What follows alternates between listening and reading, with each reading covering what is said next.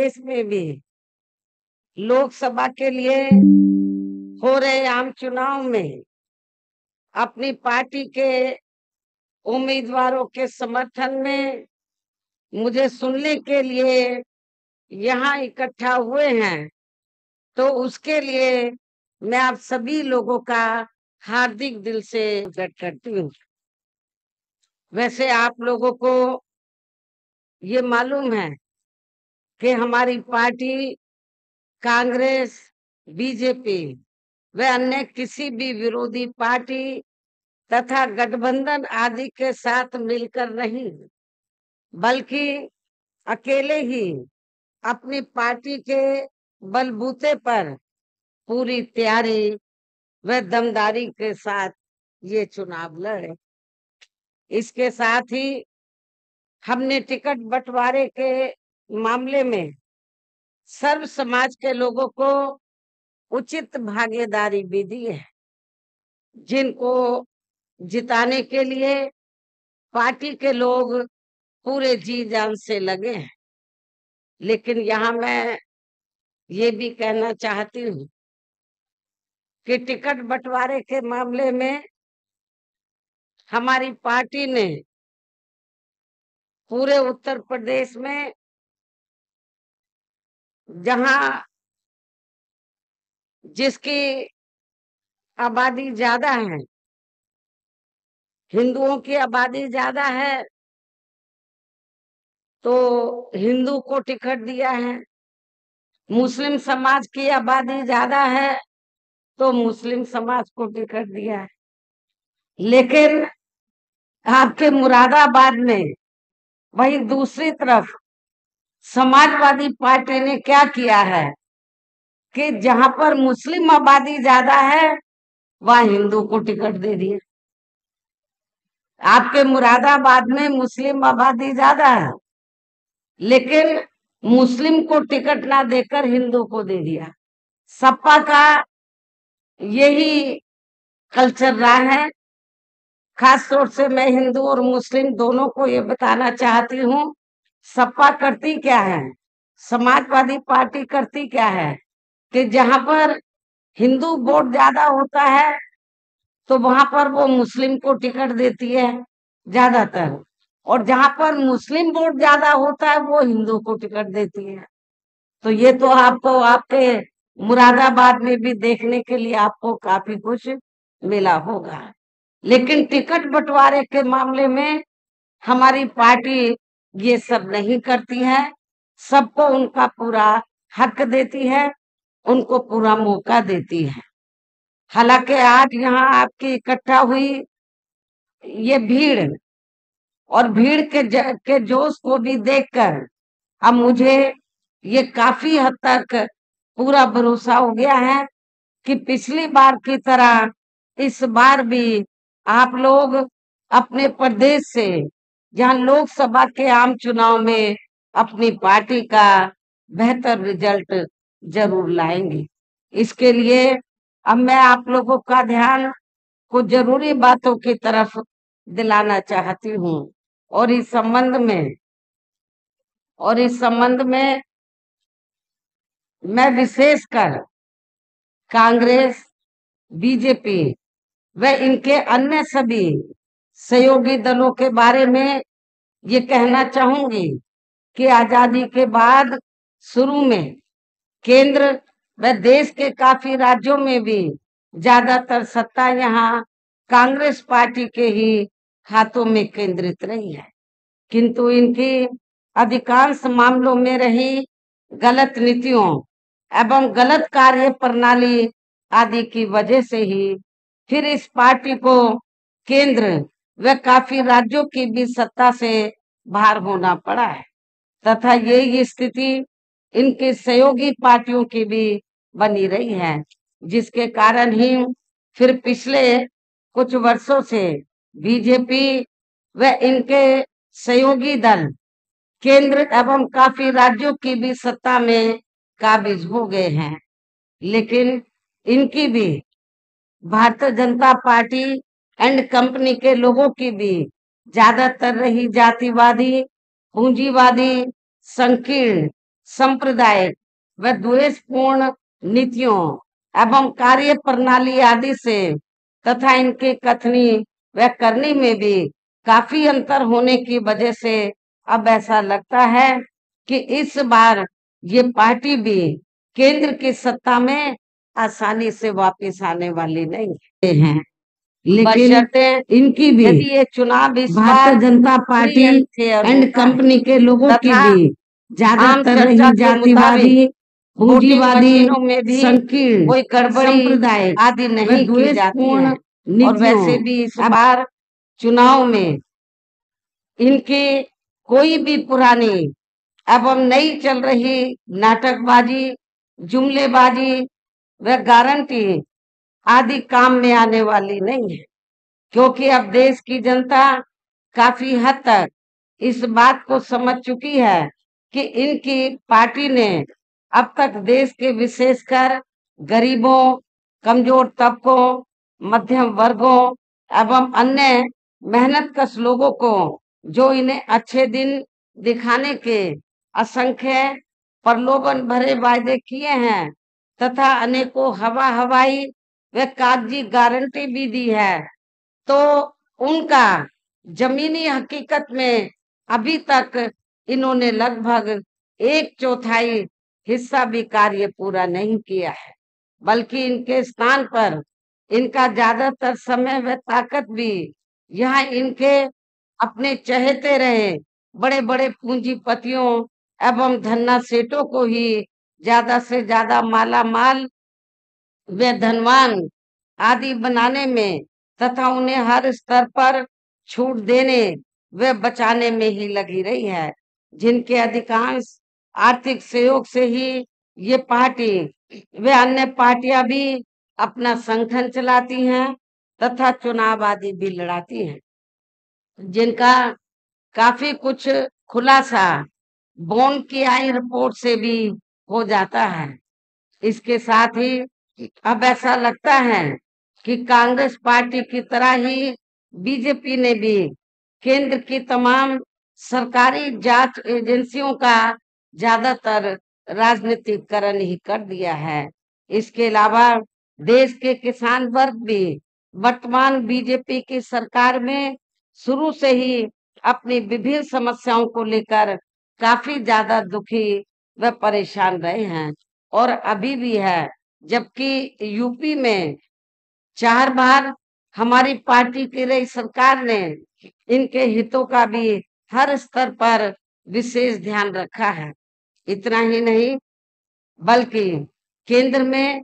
पूर्व की रही कांग्रेसी सरकार की तरह ही वर्तमान भाजपा सरकार में भी इनकी जातिवादी, हीन, सांप्रदायिक एवं पूंजीवादी सोच व नीतियों के चलते पूरे देश में सर्व समाज में खासकर गरीबों, दलितों, आदिवासियों, पिछड़े वर्गों, मुस्लिम एवं अन्य धार्मिक अल्पसंख्यक समाज के लोगों का भी पूर्ण रूप से विकास व उत्थान आदि नहीं हो सका है। और इस संदर्भ में वैसे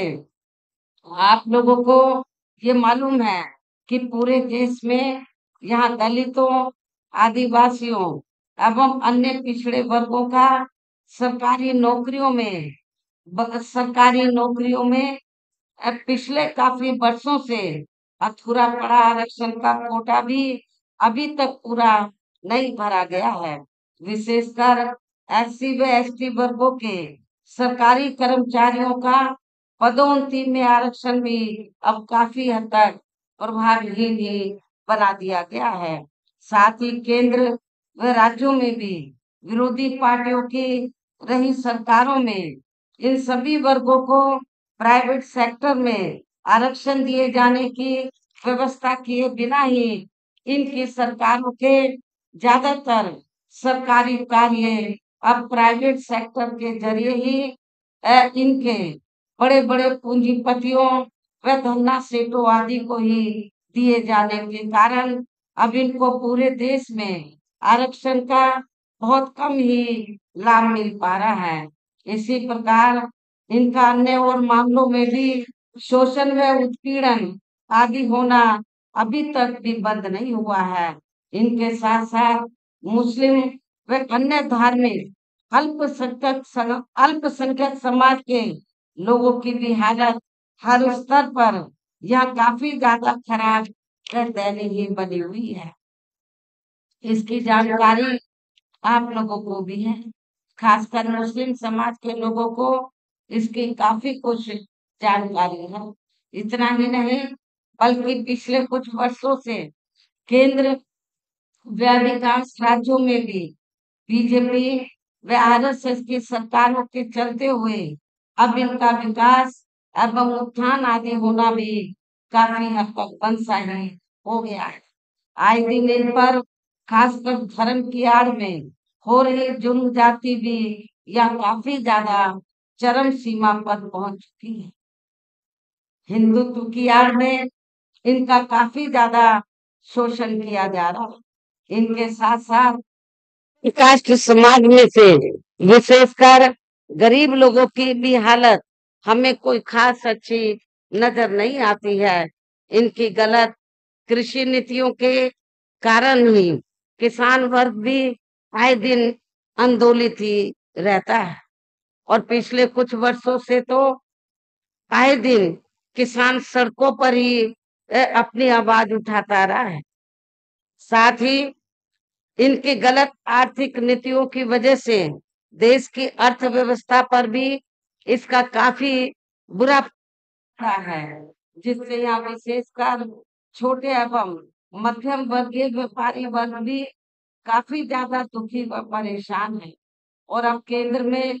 पूर्व की रही सरकारों की तरह ही वर्तमान भाजपा सरकार में भी, जहाँ पूरे देश में गरीबी, बेरोजगारी एवं महंगाई आदि भी काफी ज्यादा बढ़ रही है। देश में हर स्तर पर फैला भ्रष्टाचार भी अभी तक अभी तक कम नहीं हुआ है, अर्थात काफी बड़ा हुआ है। साथ ही अपने देश की सीमाएं भी अभी तक पूरे तौर से सुरक्षित नहीं है। ये भी बड़े चिंता की बात है। ऐसे में अब आप लोगों को देश में हो रहे लोकसभा आम चुनाव में कांग्रेस, बीजेपी व इनकी सहयोगी पार्टियों को भी केंद्र की सत्ता में आने से जरूर रोकना है। जिनकी गलत नीतियों व गलत कार्य प्रणाली आदि को आप लोग काफी हद तक आजमा भी चुके हैं। ऐसी स्थिति में अब ये विरोधी पार्टियां किस्म किस्म के साम दाम दंड भेद आदि अनेकों हथकंडे इस्तेमाल करके केंद्र की सत्ता में आने की पूरी पूरी कोशिश में लगी है, जिनसे अपनी पार्टी के लोगों को हर स्तर पर काफी ज्यादा सावधान रहना है। और इस मामले में विरोधी पार्टियां अपने अपने पक्ष में हवा बनाने के लिए खासकर मीडिया, ओपिनियन पोल व सर्वे आदि का जो बड़े पैमाने पर इस्तेमाल कर रही हैं, तो उनसे भी अपनी पार्टी के लोगों को बिल्कुल भी गुमराह नहीं होना है। इसके साथ ही विरोधी इसके साथ ही विरोधी पार्टियों विरोधी पार्टियों के विभिन्न रूपों में जारी किए गए इनके हवाई व प्रलोभन भरे चुनावी घोषणा पत्रों एवं वायदों आदि के बहकावे में भी अपनी पार्टी के लोगों को कतई नहीं आना है, जिन्हें ये पार्टियां चुनाव खत्म होने के बाद ज्यादातर अमल में नहीं लाती हैं, और अब जिन पर से देश की जनता का अधिकांश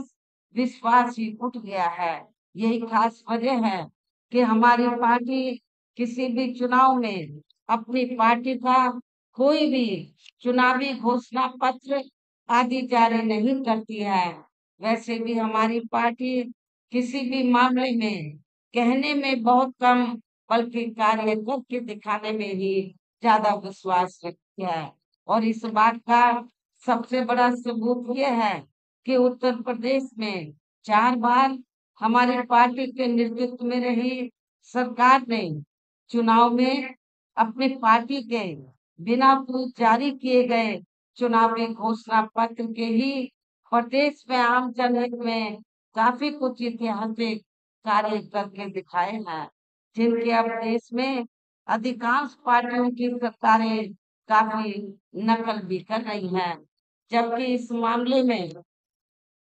जबकि इस मामले में हमारी पार्टी का यह कहना है कि यदि इन पार्टियों के स्थान पर केंद्र में हमें अपनी पार्टी की सरकार बनाने का मौका मिलता है, तो तब फिर हमारी पार्टी की बनी सरकार केंद्र में यहाँ अब तक रही सभी विरोधी पार्टियों की सरकारों की तरह केवल हवाई व कागजी कार्य आदि नहीं करेगी, बल्कि उत्तर प्रदेश की तरह ही जमीनी हकीकत पे ठोस कार्य करके दिखाएगी। और इस संदर्भ में खासकर मैं ये कहना चाहूंगी, केंद्र द्वारा देश में पिछले कुछ समय से अति गरीब परिवारों को अस्थायी तौर पर फ्री में जो थोड़ी सी खाद्य सामग्री दी जा रही है, वो ये स्थायी तौर पे नहीं है, अस्थायी तौर पर, तो उससे इनका स्थायी तौर पर बना होने वाला नहीं है। और इतना ही नहीं, आप लोगों को मालूम है कि ऐसा करके तो भारतीय जनता पार्टी के लोग और आरएसएस के लोग, मुझे ये मालूम हुआ है, वो गांव गांव में जाकर ने आपको फ्री में आपको खाद्य सामग्री दी है, आपको आटा दाल नमक दिया है, तो आपको नमक जरूर हलाल करना है और बीजेपी को वोट देना है। इस किस्म की बात करके तो जो गरीब लोग हैं उनको भड़काया जाता है, उनको गुमराह किया जाता है। जबकि गरीब लोगों को ये मालूम होना चाहिए कि जो कुछ वो दे रहे हैं, तो वो आपके टैक्स के जरिए ही जो सरकार के पास पैसा जाता है, उसी से ही दे रहे हैं। तो उस पे सरकार का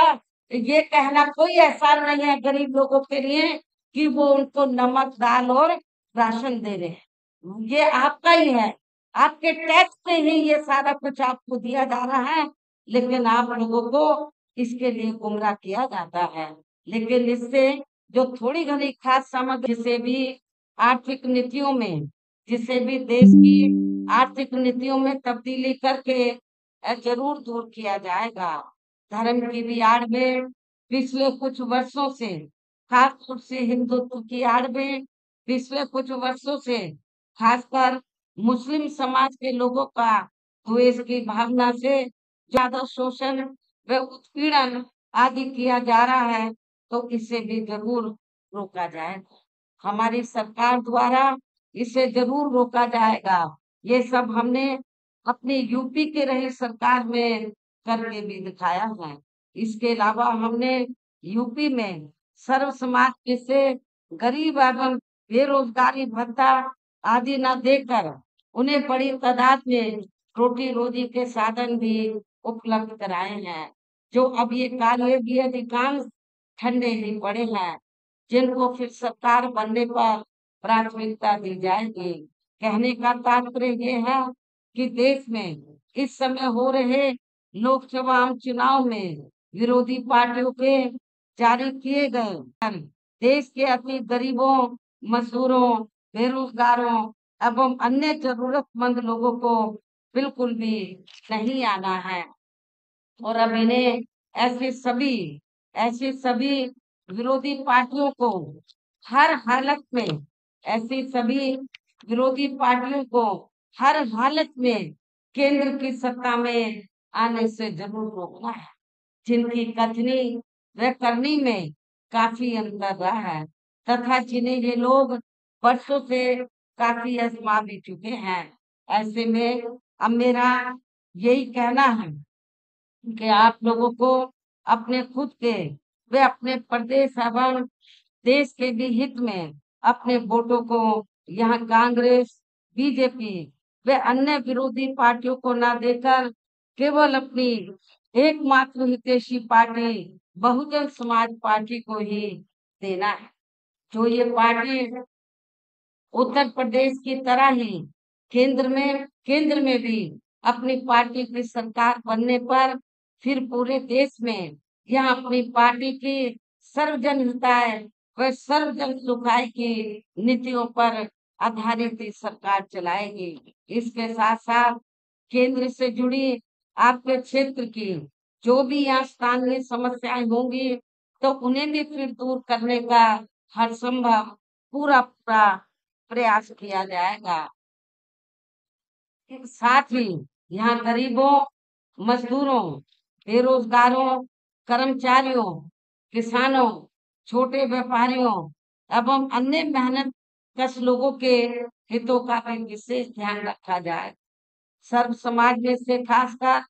दलितों, आदिवासियों, पिछड़े वर्गों, मुस्लिम व अन्य धार्मिक अल्पसंख्यक समाज के लोगों के विकास एवं उत्थान के साथ साथ हर स्तर पर इनकी सुरक्षा आदि के लिए भी सख्त कदम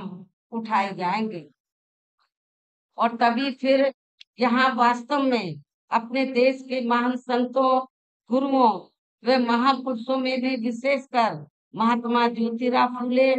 श्री छत्रपति शाहू जी महाराज, श्री नारायण गुरु,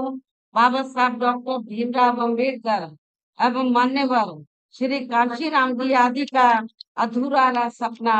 जरूर साकार हो सकता है, जिनको यूपी में हमारी पार्टी के रही सरकार द्वारा हर स्तर पर पूरा पूरा आदर सम्मान दिया गया है। इन्हीं खास बातों के साथ ही अब मेरा अब मेरा देश में आपके स्टेट के भी हित में यही कहना है कि हमारी पार्टी ने आपके मुरादाबाद लोकसभा की सीट से मोहम्मद इरफान सैफी, रामपुर लोकसभा की सीट से श्री जिशान खान, नैनीताल उधम सिंह नगर लोकसभा की सीट से श्री अतर अली माहिकी, इन तीनों लोगों को चुनाव के मैदान में उतारा है, जो यहाँ आपके सामने मंच पर भी मौजूद है। तो उन्हें आप लोगों को जरूर कामयाब बनाना है, उन्हें आप लोगों को जरूर कामयाब बनाना है, जिसके लिए यहाँ पार्टी के सभी स्तर के छोटे बड़े पदाधिकारी व कार्यकर्ता आदि पूरे जी जान से लगे हैं। और अब आप लोगों को वोट पड़ने वाले दिन यहाँ बीएसपी के अपने इन सभी लोकसभा उम्मीदवारों को अपनी पार्टी का जो हाथी चुनाव चिन्ह है, हाथी चुनाव चिन्ह के सामने वाले बटन को दबाकर इनको भारी वोटों के अंतर से जरूर जिताना है। इस पुरजोर अपील के साथ ही अब मैं अपनी बात यही समाप्त करती हूँ। जय भीम, जय भारत।